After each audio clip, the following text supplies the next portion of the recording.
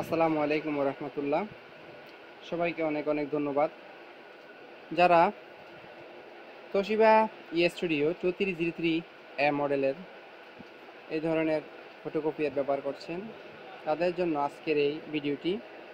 তো আমি আজকে দেখাবো কিভাবে ভোটার আইডি কার্ড স্ক্যানিং করে একই পেজে নিয়ে আসতে হয়।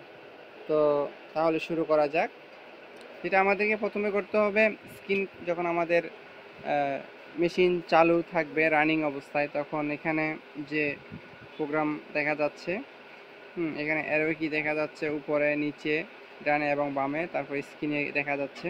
তো আমাদের এখানে যেটা সিলেক্ট করতে হবে আইডি কার্ড উপর ফিট করার জন্য, এখানে লেখা আছে ডুপ্লেক্স এবং আইডি কার্ড। এক্ষেত্রে আমাদেরকে এখানে রাইট পাশের যে অ্যারো কিটি আছে সেখানে ক্লিক করতে হবে। সেখানে ক্লিক করলে আমরা এখানে স্ক্রিনে দেখা যাচ্ছে set front of ID card, এখানে স্ক্রিনে আইডি কার্ড বসানোর জন্য বলা হচ্ছে।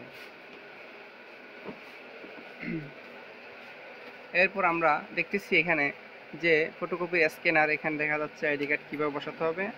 আমরা এখন এভাবে এখানে বসাবো, ফ্রন্ট সাইডটা এখানে খালি থাকবে।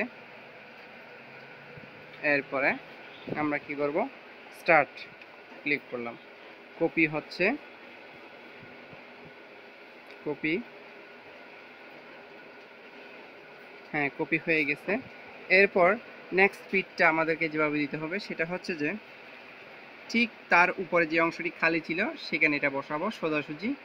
এরপরে আমাদেরকে আবার স্টার্ট ক্লিক করব, এরপরে কপিং, এখনই সেটা প্রিন্ট হয়ে যাবে। আমরা দেখতে পাচ্ছি প্রিন্ট বের হচ্ছে খুব সুন্দরভাবে। আইডি কার্ডটি একই পেপারে চলে আসছে ফটোকপি হয়ে।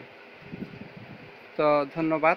যদি কারো ভালো লাগে থাকে টিপসটি, তাহলে অবশ্যই কমেন্ট করে জানাবেন, লাইক করবেন, শেয়ার করবেন, অবশ্যই চ্যানেলটিকে সাবস্ক্রাইব করবেন। ধন্যবাদ সবাইকে। আসসালামু আলাইকুম।